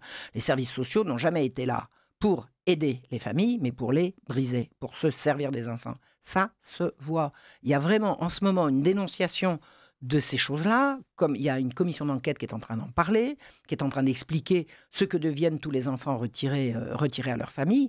La prise de conscience est en cours. Mais moi, je ne connais pas la longueur de la mèche. Je la connais pas, la longueur de la mèche. Je peux simplement témoigner, puisque ça fait plus de 30 ans que je suis sur le sujet, que la prise de conscience, elle est croissante. Et la vitesse, l'accélération de cette prise de conscience, elle est vertigineuse. Elle est vertigineuse. Ce que ça va donner, je ne sais pas. Je ne suis pas prophète. Je suis pas prophète. Mais je sais que là où jadis, on se vissait le doigt sur la tempe, là maintenant, on m'invite. Ah, et c'est pour ça que je suis là. Ah oui. C'est parce que tu me prends au sérieux. Mais bien entendu. Mais il y a parce 30 ans, tu m'aurais pas prise au sérieux. Tu aurais dit, mais t'as fini de déconner, t'as fini. Mais il y a 30 ans, j'avais 14 ans. Écoute, j'ai des amis israéliens. J'ai des amis israéliens qui m'ont dit, alors c'est rigolo parce que je suis arrivé un été en Israël et je raconte ça à mes amis israéliens. Et ils m'ont raconté après, ils m'ont dit, quand je suis parti, ils m'ont dit, la pauvre, tu te rends compte, elle est devenue complètement dingue. J'arrivais, je leur racontais. Alors, c'est des amis francophones qui habitaient à Jérusalem. Oh, dis donc. Et dans la foulée, éclate l'affaire Dutroux, c'était en 96. Alors, il me dit, mais elle avait raison. Ils m'ont écrit pour me présenter des excuses. Je ne savais pas qu'ils m'avaient traité de dingue derrière mon dos, mais ils me l'ont dit. Ils m'ont dit, on a cru que tu étais folle, alors qu'on a compris que tu étais simplement renseignée avant les autres. Tu as plus d'intuition et de perception que nous. Oui, parce que nous Dutroux, l'affaire Dutroux, on a appris que c'était un amateur, le gars. C'était un petit joueur. C'était un pion dans un réseau gigantesque. Un pion dans un réseau gigantesque. Un pion qui a quand même impunément pu enlever des gosses, les torturer. Oh mon Dieu, mais quelle horreur cette histoire. Quelle horreur cette histoire. Et alors, c'était cet été-là, donc mes amis Jérusalem qui disent à la fois, elle est complètement dingue, et puis brusquement, ah la vache, c'est encore elle qui avait raison. Et raison avant tout le monde. Ah, j'ai énormément de commentaires qui arrivent. Ah, alors vas-y, je t'écoute. Bonjour, c'est une guerre sociale menée par l'oligarchie. D'après mes lectures, l'eugénisme moderne a été conçu par les élites britanniques, inspiré par le darwinisme social. Oui. H.G. Wells nous décrit le projet dans son livre Open Conspiracy, dans lequel le contrôle biologique de la population au niveau mondial est abordé. Oui. Voir également Le meilleur des mondes de Huxley ou Aldous. Un bonheur insoutenable de Ira Levin. Absolument. Rappelons-nous que ces élites britanniques étaient très bienveillantes envers le régime nazi dans les années 30, appréciant en particulier les mesures eugénistes destinées à éliminer les handicapés ou les soi-disant inadaptés sociaux. Absolument. Cette culture eugéniste des élites britanniques a été le terreau des politiques s'attaquant aux valeurs familiales traditionnelles dans le planning familial. Ces élites veulent mettre en place une classe managériale chargée de s'occuper du troupeau humain mondial. Nous sommes d'accord, le projet est bien avancé en France. Merci pour vos émissions de grande qualité. Je salue aussi les auditeurs de Radio Courtoisie parce que avoir des commentaires à ce niveau-là, je pense pas que ce soit sur Énergie 12. Hein. Non, magnifique. Merci de ce commentaire. Vraiment, merci de ce commentaire. Qu'est-ce que tu en penses? Ah bah je sais exactement ça. C'est exactement ça. C'est vrai que c'est parti d'Angleterre. Hein. C'est parti d'Angleterre. Mais on sent que quand même il y a une guerre. Et ça va être ma marotte, mais bon, j'aime en parler. C'est celle du protestantisme contre le catholicisme. Bah oui, c'est l'Angleterre contre la France. Hein. C'est ça. Oui, c'est l'Angleterre contre la France. C'est l'Angleterre des grands propriétaires terriens contre l'Angleterre des communautés agricoles souveraines. Carl Zéro. Ça, c'est de l'histoire. Même combat que Marion Sigaud, elle n'est pas seule. Je sais pas, moi, il m'a jamais invité. Il connaît mon existence depuis 30 ans. Il m'a jamais approché. Invite-la si tu m'écoutes. Non, c'est bon. Il sait exactement qui je suis. Hein. Il sait exactement qui je suis. D'accord. Il existe un bon livre, Kinsey le corrupteur de Suzanne Brickman, édition L'Homme Nouveau, paru en 2005, que je conseille. Absolument. Alors c'est un livre, voilà, absolument. C'est un livre sur Judith Reisman, donc qui en parle en termes tout à fait à la fois élogieux et extrêmement documentés. C'est un livre qui n'a pas été repris ni par les universitaires, et qui n'a donné envie à aucun éditeur français de la publier, elle. Voilà. C'est un livre qui est paru, mais je crois par l'intermédiaire de Radio Courtoisie, me semble-t-il. C'est possible. Oui. Alors, c'est 2008, c'est le zoologue violeur. Et alors, c'est Suzanne Brickman, c'est ça? Oui. C'est un livre sur les travaux de Judith. D'accord. Donc, jusqu'à ce que j'arrive, il n'y a pas eu de livre de Judith traduit. Non, mais tu vois quand même les auditeurs qu'on a. C'est-à-dire qu'ils ressortent ça de... Alors là, ça m'a surpris. Hein. Je confirme. Bravo. Ça a donné le zoologue violeur. Merci aux auditeurs. Bravo à elle. Bravo. Faites... Ah, il y a un mec, quelqu'un qui est pas content. Visiblement, il y a quelqu'un qui dit que voilà, la liberté sexuelle lumineuse pour jouir sans entrave et vivre sans temps mort, comme dit mon ami Benjamin, pas le grivois mais l'autre. Vivement la fête de la musique. Ah non, c'est un message de Jacques. Oh là là, c'est une blague de Jacques Lang. Oh là, des fois je comprends pas les. Des fois, on est en direct. Je ne comprends pas les blagues. Il me dit, c'est Jacques Lang qui nous écrit, pardon.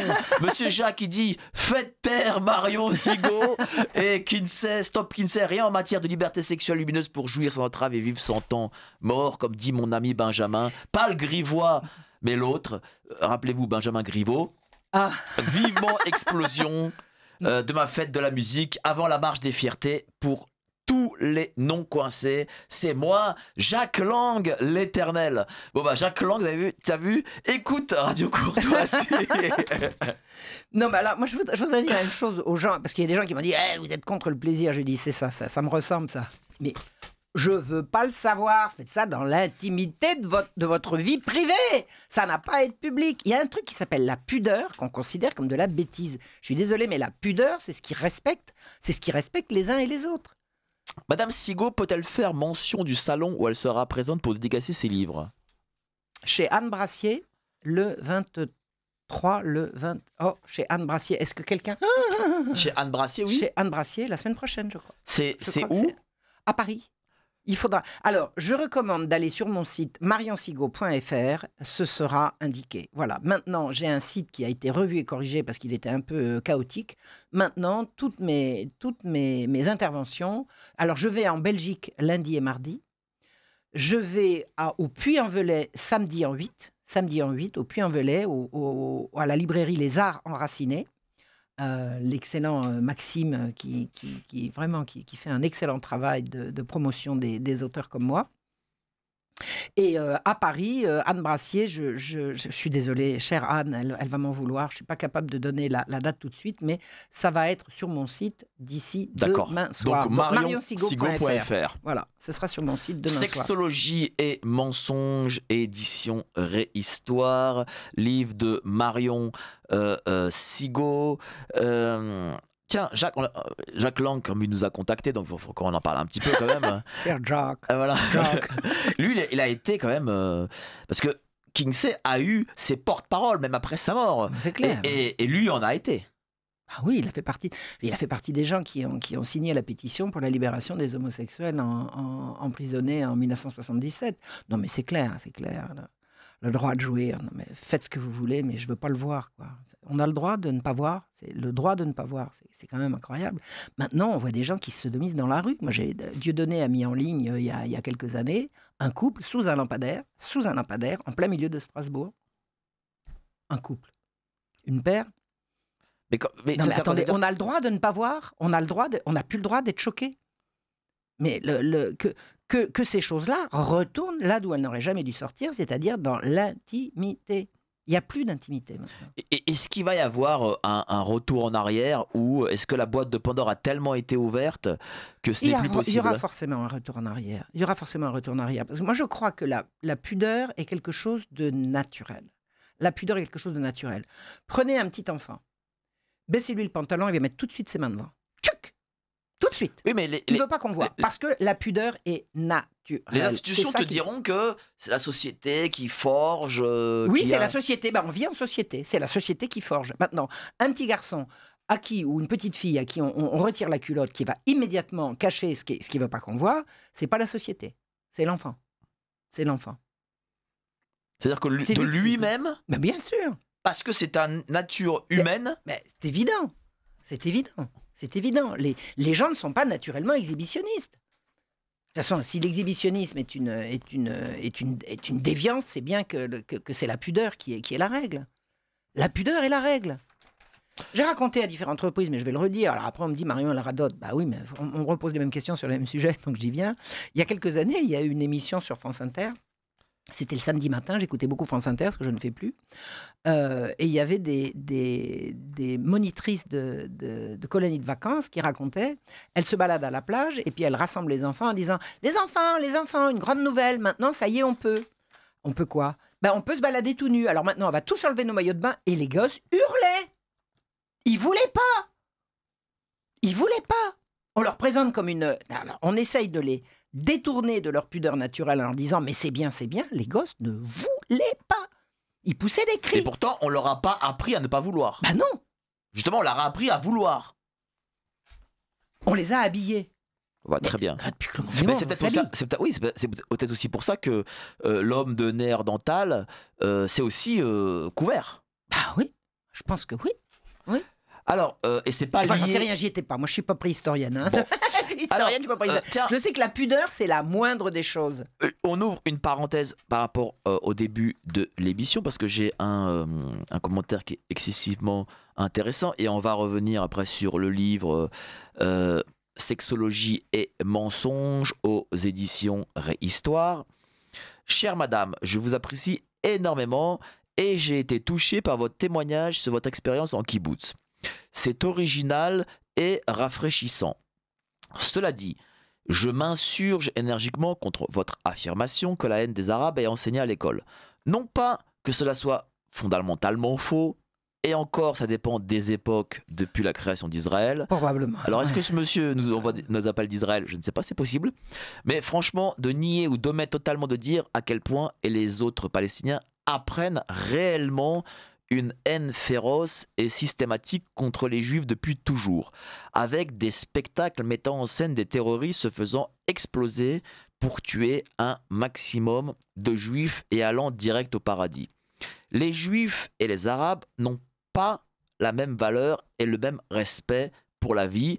Merci pour cette émission et longue vie à Radio Courtoisie. Tiens, je te laisse le message. Comme ça, je vais peut-être répondre. Je vais répondre. Réponds-lui là, et puis peut-être Ouais, que si je un réponds, jour tu voudrais je lui réponds. répondre par mail, Voilà. n'hésite Non, pas. mais je réponds. J'ai pas vu ça. Je n'ai pas vu ça. Et la dénonciation de la haine des Arabes telle qu'elle est inculquée, c'est pas moi qui l'ai faite, ce sont des amis israéliens qui me l'ont dénoncée, comme eux l'ayant subi. Hein. Et quand je suis allé à la rencontre des Palestiniens, des Arabes, je suis allé, j'ai appris l'arabe, je n'ai pas vu ça. Je n'ai pas vu de glorification de la... J'ai pas vu ça, c'est tout. Je parle de ce que je connais. Alors, je sais qu'on dit que, mais je ne l'ai pas vu. Je ne l'ai pas vu. J'ai vu Bon. tous les Arabes, les Palestiniens que j'ai rencontrés étaient des gens qui éduquaient leurs enfants dans le respect de leur culture et qui leur enseignaient effectivement ce qu'ils avaient subi. Mais je n'ai pas croisé d'Arabes qui me racontaient « de toute façon les Juifs, on va tous les tuer ». C'est pas vrai. Je ne l'ai pas vu, c'est tout ce que je peux dire. C'est tout ce que je peux dire. Alors, si ce monsieur me dit qu'il l'a vu, alors je voudrais qu'il me dise où, quand, comment, et voilà. Bah, tu as ses coordonnées Ouais, et ouais. vous pourrez vous contacter. Ouais. Comme ça, voilà, vous pourrez avoir peut-être une correspondance sur Éventuellement. cette question. À mon avis, ça vient de Tel Aviv, ça. Alors, Ou de Jérusalem. je sais pas. Alors, auditrice, même les pays de l'Est de l'Europe ne sont pas épargnés. Presque tous les pays du monde ont signé la Convention de l'éducation à l'UNESCO. En Hongrie, par exemple, dans certaines écoles publiques, les enfants font leurs devoirs à l'école. Cela fait moins de travail pour les parents, mais d'un autre côté, ils ne savent plus ce qu'on leur inculque leurs enfants. Mais exactement. Alors, il y a une monstruosité qui a été inventée il y a quelques années, ça s'appelle les droits de l'enfant. C'est une épouvante. Pourquoi c'est une épouvante? Mais parce que les droits de l'enfant, qu'est-ce qu'on met dans les droits de l'enfant? On met les droits à la sexualité, on met les droits à la vie sexuelle, les droits sexuels. Il y a deux inventions monstrueuses. Il y a les droits sexuels, tels que ça a été promu alors sous l'impulsion, bien sûr, du Planned Parenthood, les droits sexuels, le droit de jouir, le droit d'avoir la vie sexuelle qu'on veut, etc., etc. Et ensuite, les droits de l'enfant. Comme on donne les droits sexuels aux droits de l'enfant, les enfants se dressent contre les parents. Le parent, maintenant, qui veut exercer son autorité absolument légitime sans laquelle l'enfant n'est pas protégé, l'enfant peut se plaindre et on peut retirer l'enfant aux parents sur plainte des enfants. Les droits de l'enfant, c'est une monstruosité.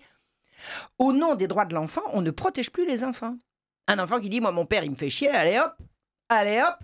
Et on met en foyer, puis après, allez les retrouver, les gosses. Allez les retrouver une fois qu'ils ont été retirés. Alors, je dis pas qu'il n'y a pas des parents abusifs. Moi, j'ai eu un père abominable. N'empêche, j'en ai eu un quand même. J'ai eu un père quand même. Et si j'avais pas été avec lui, il est évident que je n'aurais pas produit ce que j'ai produit. C'est une évidence. J'aurais très certainement mal tourné. Et Très certainement mal tourné, ce qui n'a pas été mon cas quand même. Mais l'aide sociale à l'enfance, aujourd'hui, parce que, comment dire, c'est une sorte c'est l'ancienne ADAS, mais ce que je veux dire, c'est que l'aide sociale à l'enfance, quand on s'y retrouve, quand les enfants s'y retrouvent, c'est pour eux, c'est plutôt double peine même. Mais c'est double peine, c'est triple peine. L'aide sociale à l'enfance, ça consiste à séparer. C'est le truc. Moi, ça remonte à la création de l'hôpital général. Hein, c'est 1656 à Paris. On va interdire que les gueux se reproduisent. On va séparer les gueux de leurs enfants. Voilà. Et donc, on va créer un lieu de renfermement des mendiants et on va séparer les parents des enfants. Et puis après, bonjour les réseaux pédocriminels, c'est là qu'ils se fournissent. Hein. C'est clair et net. Et à la Révolution... Oui, parce que l'État, les départements de soins ne protègent pas les enfants. Bah non, on les protège pas. Et à la Révolution, On les sait pas. À la Révolution, l'hôpital général est devenu l'assistance publique. Et ensuite, l'assistance publique est devenue la DAS. Et ensuite, la DAS est devenue l'ASE. Et ça n'a jamais été dénoncé. Et le principe est le même depuis le début. C'est la séparation des enfants, des parents. Dès qu'il y a un problème, au lieu d'essayer de résoudre le problème et d'aider les parents à résoudre le problème, on les sépare. Et il y a un but derrière ça, c'est de mettre les enfants sous la tutelle de l'autorité supérieure. Et l'autorité supérieure, sans contrôle, c'est le nouvel ordre mondial. C'est le nouvel ordre mondial. Donc, les services sociaux, il y a une genèse des services sociaux. La genèse, je la raconte dans mon livre La Marche rouge. La genèse des services sociaux, c'est la monstruosité de l'hôpital général qui consiste à dire on va séparer les gueux de leurs enfants parce que la gueuserie, ça se reproduit de père en fils et de mère en fille. Donc, on sépare les parents des enfants et les enfants, une fois qu'ils sont sans la protection de leurs parents, s'ils sont sous la protection de leurs prédateurs, eh ben ils passent à la casserole. Alors, question d'auditeur, l'OMS n'a pas dénoncé les manipulations génétiques de virus qui, de toute évidence, allaient aboutir à des armes biologiques faites par les anglo-saxons, qui étaient déjà publiées il y a 30 ans. Par contre, elle a relayé les manipulations des services américains qui ont fait croire aux ADM de Saddam Hussein et qui prédisaient une attaque biologique avec le virus de la variole après le 11 septembre 2001, ce qui a servi à justifier toutes les restrictions des libertés. Ouais. Ces faits et d'autres m'ont fait perdre tout respect envers cette institution.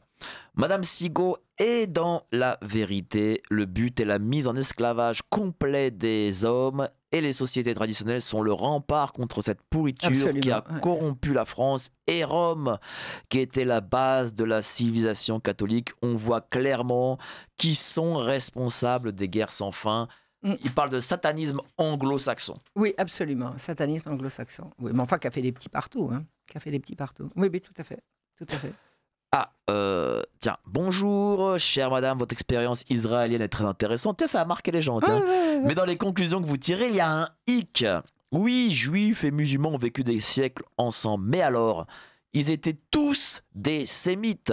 Oh non, faut arrêter avec ça. Assimilés, je lis le commentaire. Ou assimilés comme les quelques issus de Phéniciens, par exemple.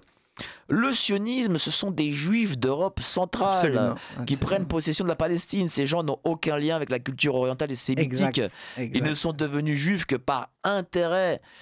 Parce qu'ils étaient descendants d'eux. Faut quand même rectifier. Il n'y a pour eux aucune volonté de vie en commun avec les autochtones et encore moins de partage.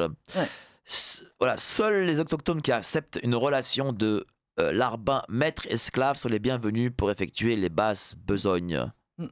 Qu'est-ce que tu en penses? Bah oui, c'est pas faux. C'est pas faux.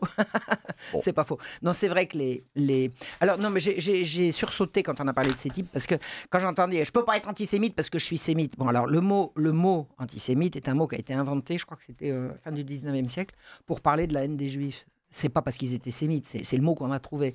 On disait pas juif avant, on disait israélite. On disait pas juif. Juif, c'était injurieux. Donc, pour pas dire anti-juif, on disait antisémite. Donc, l'antisémitisme, c'est indépendamment du fait que les juifs vont être des sémites ou des khazars, l'antisémitisme, c'est ce qui est considéré comme la haine des juifs. Même si, voilà, on sait que... Voilà, c'est ça que je voulais rectifier. Maintenant, oui, c'est juste. Les Palestiniens aujourd'hui sont les descendants des habitants de la Palestine au temps de la destruction du temple. Ce sont les gens qui ne sont pas partis. Donc, ils étaient majoritairement des juifs à l'époque, mais pas uniquement. Il y en a qui se sont convertis au christianisme, une grande partie. Il y en a quand l'islam est arrivé, qui se sont convertis à l'islam, et il y en a qui sont restés juifs. Et les Palestiniens sont les descendants de ceux-là qui ne sont jamais partis. Alors, il y en a qui sont partis, mais effectivement, les Ashkénazes, ceux qui sont arrivés de Pologne et d'Ukraine, ce sont des descendants de Khazars. Et les Khazars, la Khazarie, c'est sud de l'Ukraine. Ça, c'est vrai, cette histoire-là, sur les Khazars? C'est rigoureusement vrai. Alors là, c'est rigoureusement vrai. Les Khazars, c'est le royaume khazar, c'est un royaume qui a existé au sud de l'Ukraine, au sud de la Russie, qui s'est converti à l'époque du début de l'expansion de l'islam, qui s'est converti au judaïsme. Et ce sont eux qui ont peuplé, qui sont les populations qu'on dit ashkénazes. Donc, ils ne sont pas descendants de juifs expatriés. Et ceux qui sont d'Afrique du Nord, d'Algérie, de Ça, c'est Maroc, autre chose. c'est quoi? Ils venaient de l'origine. Alors, je pense qu'il y a eu certainement une migration, mais il y a certainement eu également des conversions. Mais ce n'est pas les mêmes. C'est pas les mêmes. Les Ashkénazes et les Séfarades, ce sont deux histoires tout à fait distinctes. Et le type n'est pas le même du tout. On voit un Palestinien n'a pas la tête d'un juif polonais. C'est pas le même type. Mais les Palestiniens sont vraiment les descendants des Hébreux. Ils sont les descendants des Hébreux. Bon, mon ami Mansour Kardosh, c'est ce qu'il me racontait avec amour. Il dit on est tous descendants des Hébreux d'origine. Bon, revenons à Judith Reisman. C'est le livre hommage que tu lui rends. Ah ouais. Sexologie et mensonges, édition Histoire. On le trouve très facilement? Book Edition, oui, on le trouve très facilement. Alors, si on me rend visite sur mon site, on clique et on peut l'acheter sur Book Edition. On peut l'acheter sur Book Edition directement, ou on peut venir me voir en conférence ou en signature, dont la liste va être maintenant tenue à jour rigoureusement, parce que ça n'était pas le cas avant, sur mon site marionsigaud.fr. Voilà. Donc, quand je viens à Paris, prochainement chez mon ami Yann Brassier. Je vais être au Puy-en-Velay. Je vais être également en Bretagne, à côté de Rennes, pour parler corporation. Et ensuite, je vais faire pendant le mois de juillet, une tournée de conférences pour parler du sujet dans toute l'Aquitaine. Très bien. Et enfin, je veux dire, je vais être partout. Je voulais avoir cette dernière intervention, parce qu'il nous reste encore 5 minutes d'émission. C'est important. On a des parents qui sont de ma génération ou plus jeunes, qui peut-être malheureusement ne regardent pas assez ce que font leurs enfants, ou ne comprennent pas, enfin je sais pas. Bref, en tout cas, j'ai l'impression que ma génération et plus jeune n'éduquent pas assez leurs enfants. Ils les voient pas assez. Je sais que certains de nos auditeurs peuvent être peut-être grands-parents. Est-ce qu'il n'est pas important aussi peut-être de laisser, de permettre à ces grands-parents aussi de peut-être pas de s'occuper d'intruser dans la vie des parents. Mais bien sûr, il faut que les grands-parents reprennent leur rôle. Mais bien sûr, quoi. Mais vive les grands-mères. Ce qui n'est plus le cas. Mais il y avait, je sais pas, je crois que c'était un Indien qui avait dit, si vous voulez sauver une société en perdition, rassemblez les grands-mères. Rassemblez la grand-mère, donnez-leur une bonne information, elle va la disséminer partout. J'ai vu ça en Palestine. J'ai vu Mustapha Barghouti, qui est devenu, qui est député palestinien. Je l'ai connu quand il avait lancé un vaste mouvement d'apprentissage des soins primaires à des populations qui ne voyaient jamais une blouse blanche, qui étaient vraiment en perdition sur le plan sanitaire. Il a dit, j'ai compris, si on veut qu'une information passe, si on donne une information sanitaire essentielle à un homme, il va étudier le truc, il va mettre une plaque, il va demander 5 shekels. Si tu le dis à une femme, elle ramène toutes les copines, elle dit « les filles, écoutez bien ce que je vais vous dire ». Et à ce moment-là, les filles vont le raconter à tout le monde. Et il dit le meilleur vecteur d'une information sociale intéressante, c'est la grand-mère. Et ma dernière question avant la fin de cette émission, quel conseil donnerais-tu peut-être aux grand-mères ou aux grands-pères peut-être qui nous écoutent, qui ont peut-être des enfants, qui leur disent « ne t'occupe pas de l'éducation de mes enfants ». Voilà. Quel conseil pourrais-tu donner? Parce que je pense que c'est les grands-parents qui sauveront les petits-enfants. Oui, c'est les grands-parents. Je ne suis pas dans la configuration, donc ça me gêne de donner des leçons, mais quelqu'un me dirait « ne t'occupe pas de l'éducation de mes enfants », je lui demanderais « tu t'en occupes toi ?» ou « tu le laisses à l'école ?» Parce que c'est la question. L'école n'éduque pas. Elle abétit, elle abrutit. L'école, elle est là maintenant pour détruire notre civilisation. On n'apprend plus à lire, on n'apprend plus à écrire, on apprend à placer des capotes. On montre des trucs absolument intrusifs, sexuels à des petites filles devant les petits garçons. C'est une monstruosité. Alors, l'éducation, tu veux t'en occuper? Et pourquoi tu laisses tes enfants à l'école si tu veux t'en occuper? Alors, si tu laisses tes enfants à l'école, c'est que tu t'en occupes pas. Si tu laisses l'école s'occuper de tes enfants, c'est que tu t'en occupes pas. L'école, c'est devenu un monstre. C'est devenu un monstre. Donc voilà, c'est ce que je répondrais si j'étais dans une configuration identique. Moi, j'ai des amis qui ont des enfants, ils ont plaisir à me les laisser. Ça se passe bien en général. Ça se passe bien en général. Mais pour moi, m'occuper d'un gosse, c'est lui montrer, regarde, on fait comme ça, regarde, et puis montre-moi comment tu fais. C'est créatif. S'occuper des enfants, c'est faire avec eux. Et puis c'est corriger un enfant quand il parle mal. C'est pas comme ça qu'on dit. Écoute-moi bien. Regarde, c'est comme ça que ça s'écrit. C'est ça, c'est l'éducation d'un enfant, c'est tout le temps. Ben, les mères, elles ont moins le temps que les grands-mères. C'est comme ça. Vive les grands-mères et les grands-pères. C'est super un grand-père, un papy. Viens à la chasse avec moi, viens à la pêche avec moi. Viens regarde comment on démonte un moteur. Le grand-père, il sert à ça aussi. Vive les grands-parents. Merci à toi, cher Marion. Voilà, Sexologie et mensonges, édition Réhistoire, marionsigaud.fr. Merci à vous d'avoir été si nombreux comme tous les samedis. Passez un excellent week-end. On se retrouve samedi prochain. Allez, salut, ciao. Envie de lire un magazine rentable ? C'est-à-dire s'informer avec des spécialistes sur les sujets qu'on aime, mais aussi protéger ses finances et sa vie privée. Comment ? En appliquant nos stratégies financières. L'objectif ? Surperformer face à l'inflation. La lettre confidentielle ? La seule lecture rentable.